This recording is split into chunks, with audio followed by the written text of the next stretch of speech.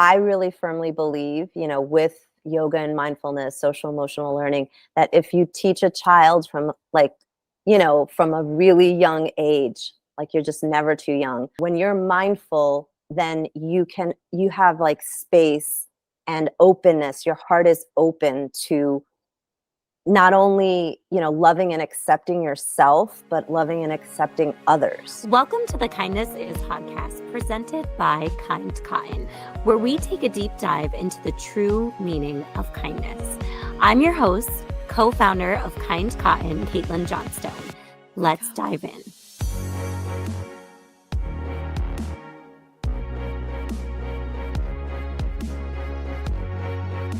Hey everyone, we are coming off of Children's Book Week, and I am so excited for my guest today. Betty Larrea is the author of Lucinda's Magical Yoga Adventure. It is a book that we have highlighted in our Kind Cotton reading program. She is a certified yoga teacher for over 23 years and a book doula, which is such a cool job. Like, I essentially just want to be a book doula. She helps aspiring authors to go from the idea of a book all the way through birthing the book. And as a self-published author myself, I can tell you that that is not an easy process. We sit down today and talk about the importance of books, why books are magical, why books are impactful, why all children deserve to see themselves in the books that they read. So in honor of it just being Children's Book Week, welcome my friend, Betty. I feel like I know you on so many levels, and it's like really nice to see your face, like other than like an Instagram video or something. Right? I know. Yeah. It's so, I feel as though this topic comes up every single time I chat with someone on the podcast. But the reality of it is that I've gotten so many of my guests via my connections through Instagram, and social media can be this like really awful, dark space, right? But it has also given me the opportunity to connect with so many amazing people such as yourself. So I'm happy you're here. I'm so happy to be here. Tell us first. So we're currently filming this when it is Children's Book Week, which I'm really excited to be talking to you, but it's going to be coming out next week. And I want to know how you got your start. Like, how did you get your start writing? What inspired you to particularly focus on children's literature? Tell us everything. Okay, so I think it goes way back to when my mom used to take me to the library like every week. It was like my favorite part of the week on the weekend. And I just fell in love with reading. It was, I was pretty introverted as a child, kind of a little bit shy. So it was a way for me to kind of, go and explore places and escape and, just have this like imaginary world that I could really just like dive into whenever I wanted to. And so like I would, take a stack of books home and I just loved reading. And then that kind of went hand in hand with writing. I actually loved English. I loved writing poetry, like those limericks and like haikus, like all that stuff. I actually have like, I came across like a little folder of some of my work when I was younger. And I was like, oh my God, I've been doing this for such a long time. So I would say, since I was able to write and hold a pen, like I've been writing. And as far as like the book and why I wrote the book, I have been teaching yoga and mindfulness to children for 23 years now. And I just love the way that they can express themselves and really go into this place of wonder and imagination and, imaginative play. Like that is really the experience that I saw children having time and time again in my classes. And I wanted to capture that. I wanted, at the time, like I said, I've been teaching a really long time. And when I first started, there were no children's yoga books at all. So I would use regular books to really, inspire that movement. And I would kind of, bring that imagination and the yoga and have the animals, have them do the animal poses and stuff. But I really wanted a book that captured that wonder and that imagination. And since it wasn't out there, I decided that I would write it. Yeah. And it's beautiful. It's so beautiful. And it works so well. Like having a 4-year-old and reading Lucinda's Magical Yoga Adventure, which is Betty's book, it is so awesome because to say to a child sometimes, I mean, and you know, because you've taught yoga for so many years, but if you're like, okay, we're going to do yoga and you like try to do traditional yoga with a kid, like they're not buying it, right?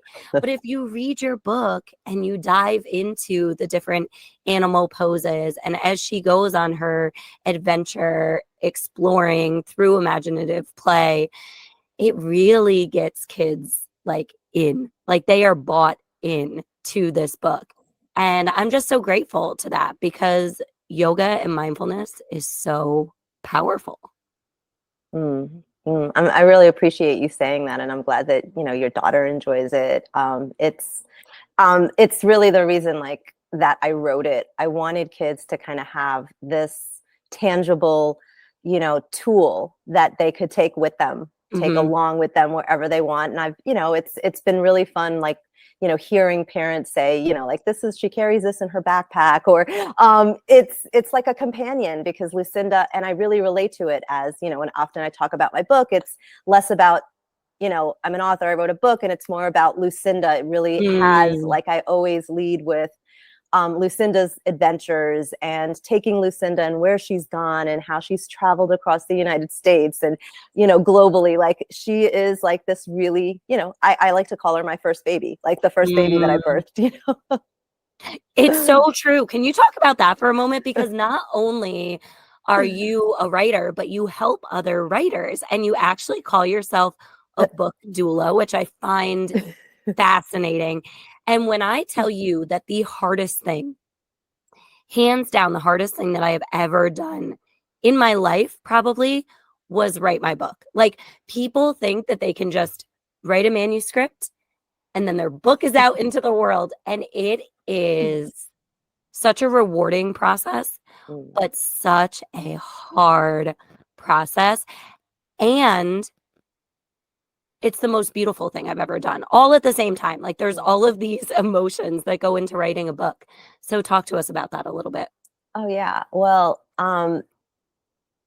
being a book doula and supporting authors, like giving them, that space to really find their voice and to guide them through every step of the way is very much, I feel like it's very much like giving birth to a child. And Mhm. you need a team. You need a team of people. You've got, someone, that's really like holding your hand like a doula would, because there's so many little pieces to the publishing process, especially if you're self-publishing, right? Mhm.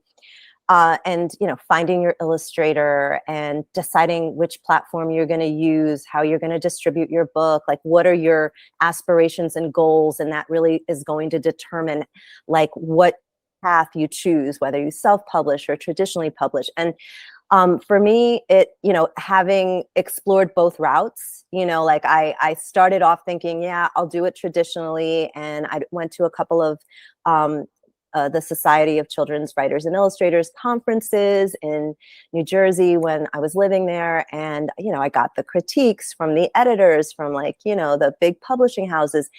And, at the time it was like, oh, this is a niche market. Like I said, there weren't really a lot of books at the time. There were a couple, but um, I was a little bit discouraged. And also I realized that I would kind of lose creative control if Mhm. I gave over the illustrations, because I had this very, a very unique like vision, like given that it was supposed to capture like the child's perspective, I really wanted the illustrations to, to just completely, embody that. Right. So I decided, okay, let me give this a try. Like I'm gonna try to find an illustrator. That took quite a bit of time. So like Mhm. I've been through all the obstacles and all the, highs and lows of, you know, self-publishing a book. And, after I published it, like I said, it took a lot of people and a lot of hands and a lot of support. I had some great mentors. I had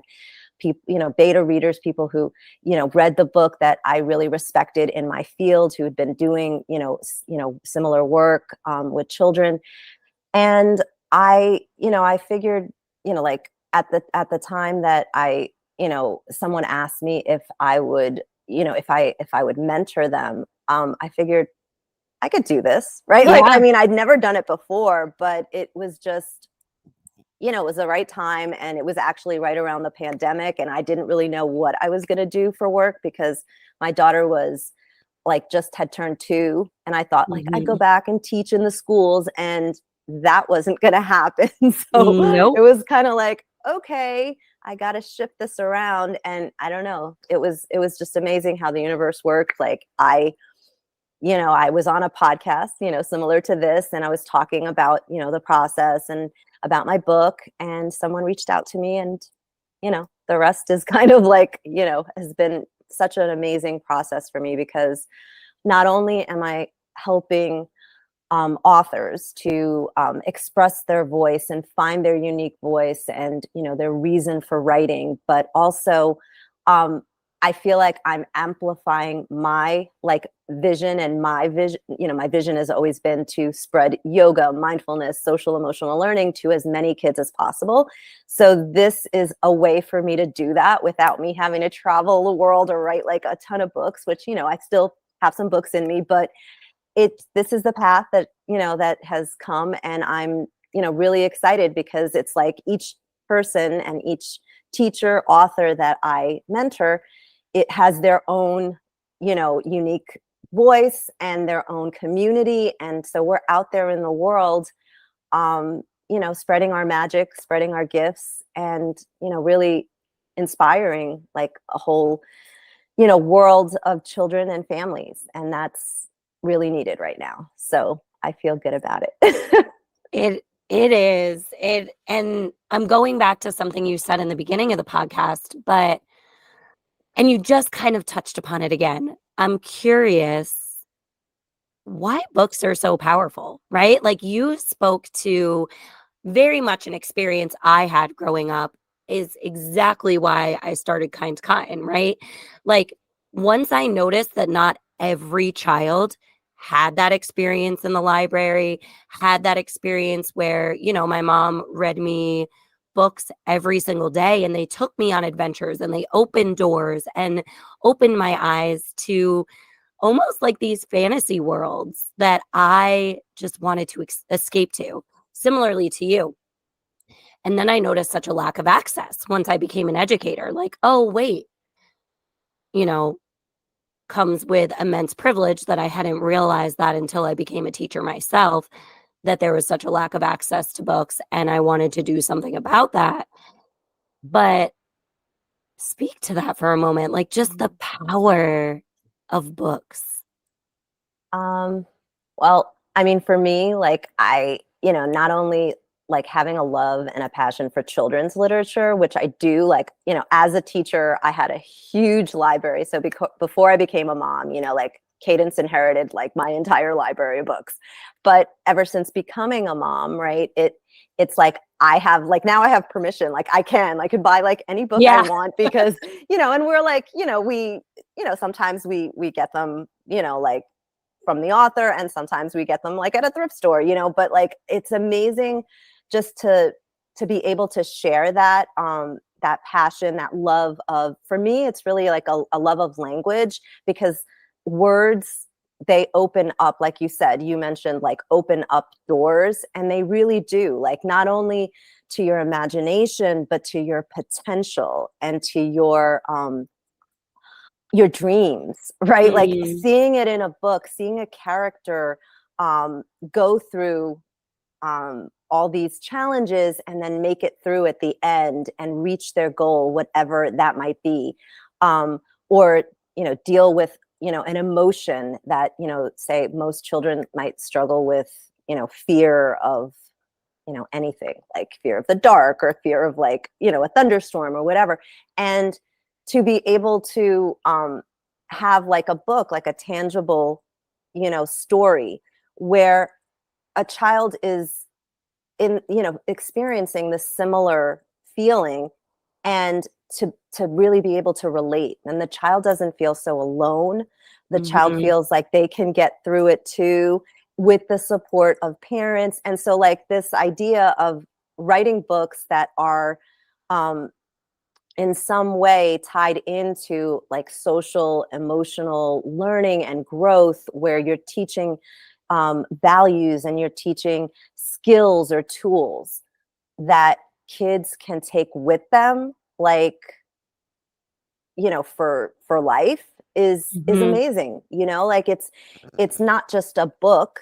And you know, there are so many beautiful books. You know, I love, you know, my book collection, but it's the message, right? The message Mhm. inside that each author, like I said again, each one of us has a voice, and each author is using their voice to really amplify their message to the world. And you know, usually it does come from like a very vulnerable place. Like you know, that's one thing that I believe, you know, in terms of like, say, Lucinda, right? Like the idea of expressing herself and being free. Like that was something that I struggled with as a child. Like I said, I was pretty shy.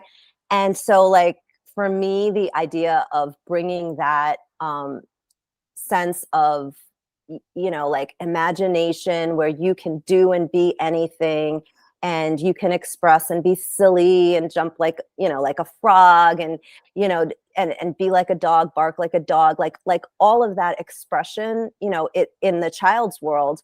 It's like we need to let kids do that, because that's the Mhm. world they live in, right? The world they live in is imaginative play. And so if we meet them there, then you know, we can reach them, right? Like we can reach them, we can, you know, support them in their growth, in their development.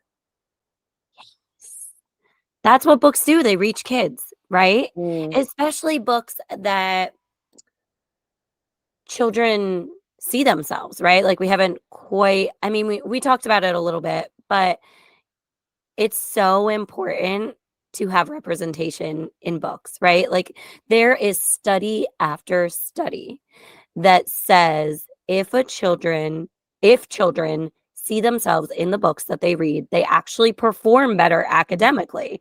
And yet we have people like saying no to all of these inclusive books and the book mm. banning that's happening.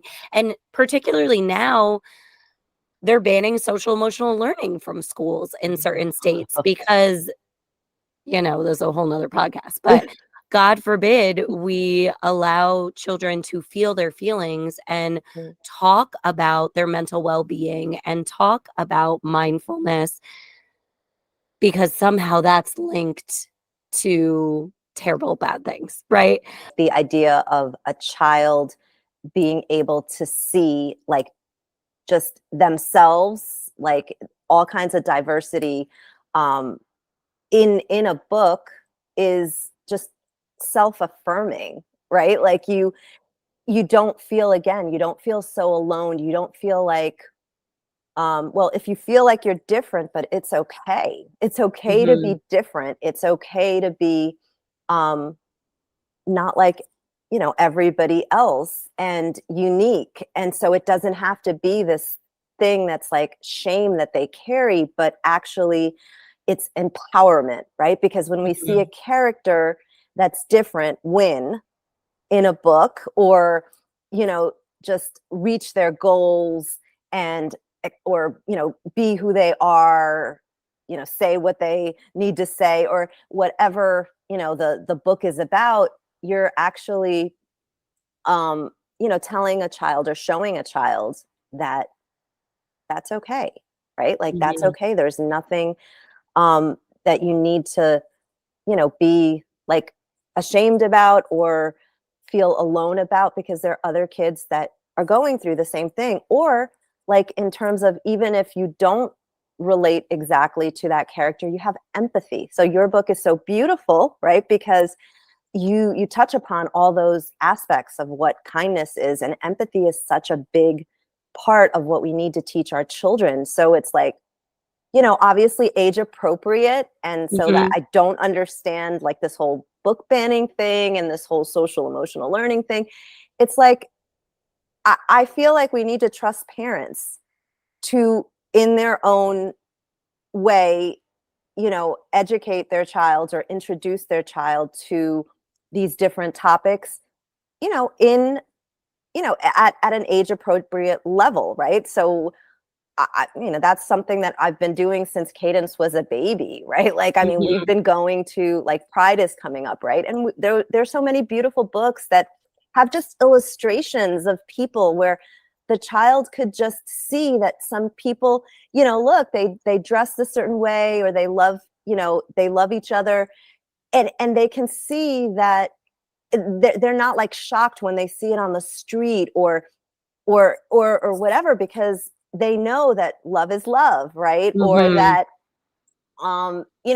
people are free to express or dress or be whatever, celebrate it. Like, there's this one book about, I think it's called This Is June. You probably know it. it's Mhm. it's it's got like the parade and everything, and I remember that book because I think that was the first book, like when Cadence was about maybe like 2 or 2.5 or something. We took it out of the library, and at the time she was barely even talking, but we were just looking at the book and the pictures, and she was just like, that's a parade. And so it's never too young to like teach your child that, you know um that love is, again, like, love is love, and people are free to be who they are, love who they want, and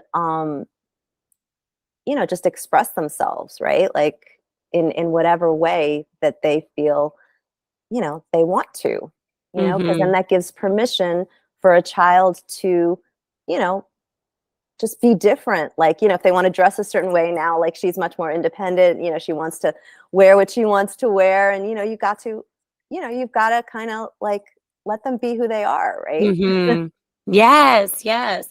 And books do create empathy. Oh my goodness, that is something I like shout from the rooftops all of the time. We actually have a big launch, like a summer launch coming out in June, and one of the T's is books create empathy.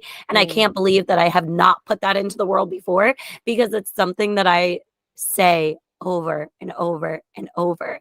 Like, mm, that is what this is about. Like, if we really want to dig to the root of everything that is happening, at the root of this, we are attacking the ability to teach children empathy, which is really scary, right? I mm, mean, think of a world, and in many regards we're in it, right? We're in it in many ways. People are turning their empathy off, right? People mm, it's almost like this switch that we can shy away from our humanity and our empathy, and that's what a good children's book brings to the world. I mean, most of the time I tell people, and you and I talked about this like when we did an Instagram live together many moons ago, we talked about we just want to give adults picture books and say, please, like, take right. a look at this book and read it and take it in and understand someone else's humanity.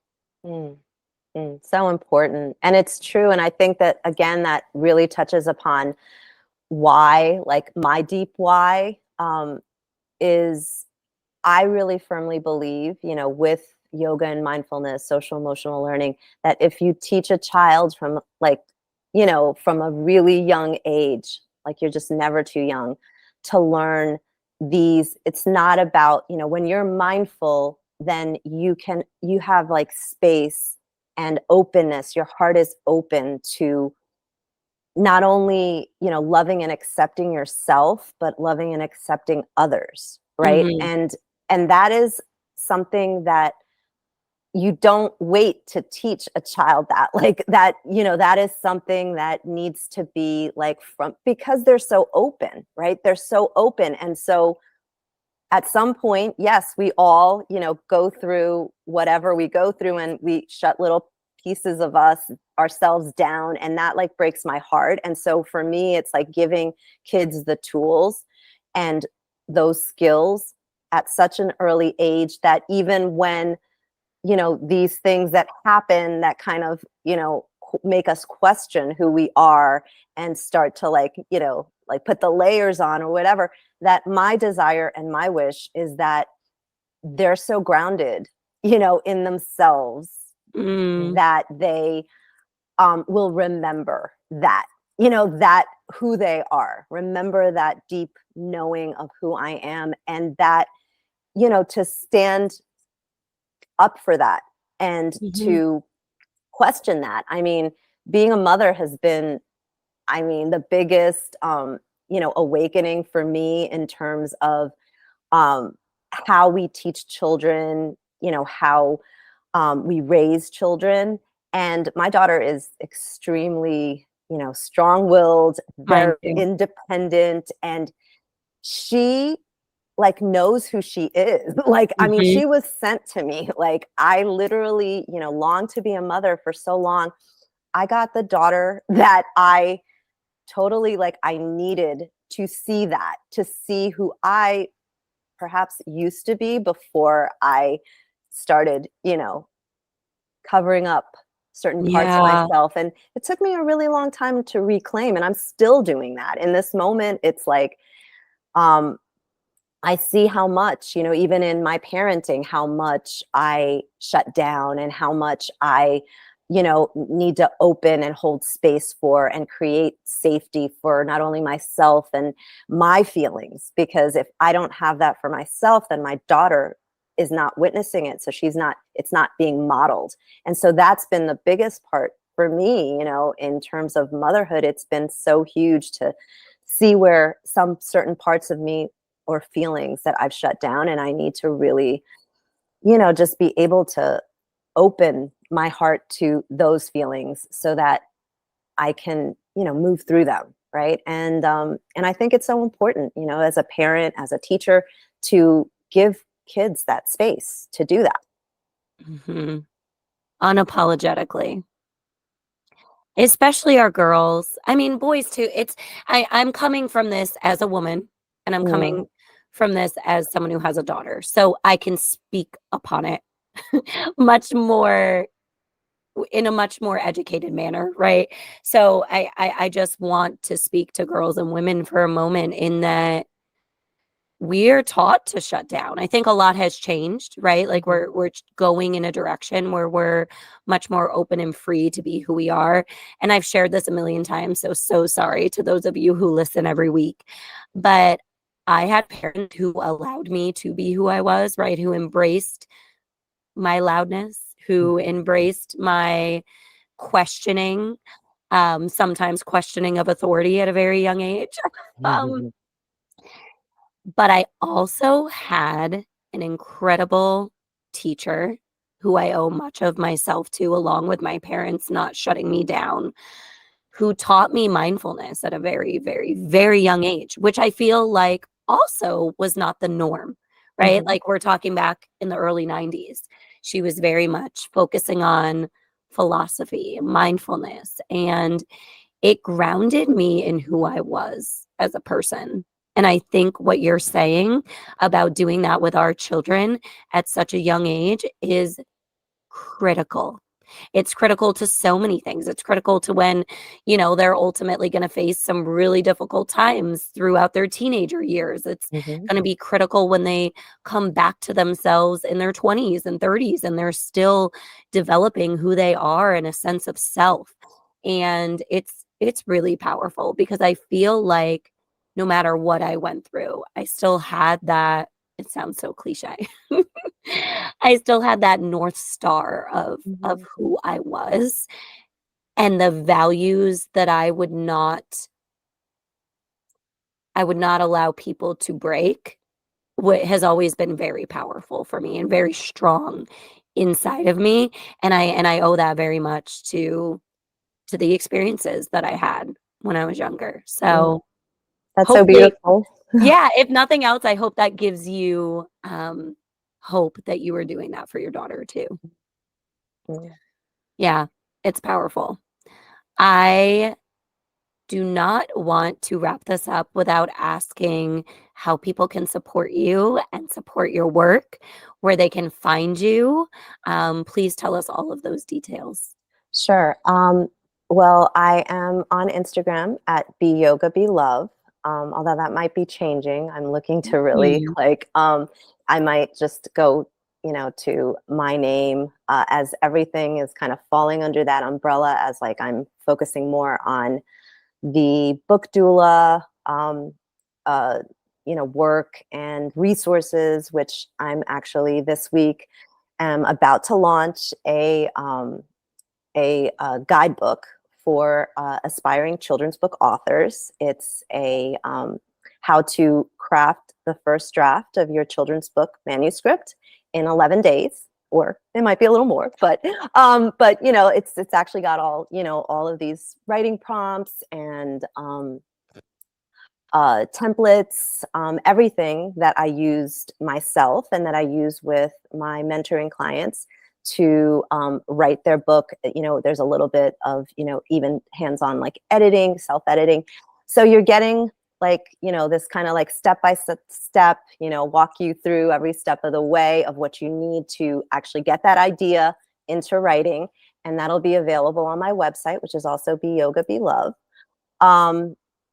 And yeah, like I welcome, any questions or, any requests for like resources, collaborations. I'm always open. Right now, for me, the biggest thing is collaborating and creating community, because we really need to come together. And I've tried doing this, a lot. And I'm just finding that, it really needs to be alignment and, just like cooperation.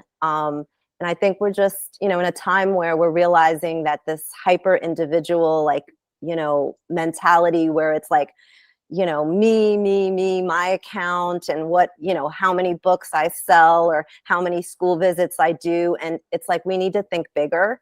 And I've been trying, and I've been saying this for a really long time. And it's, it's been a little frustrating because I've tried very much to create this kind of community, but I'm so appreciative of you giving me this platform. So if there's anyone out there, any other authors or anyone aspiring to be an author, I'm inviting you in to like a community, like a bigger, I want to create a place where authors have the support and the resources that they need, and the community that we need to reach, our audience, the children that we are, writing for.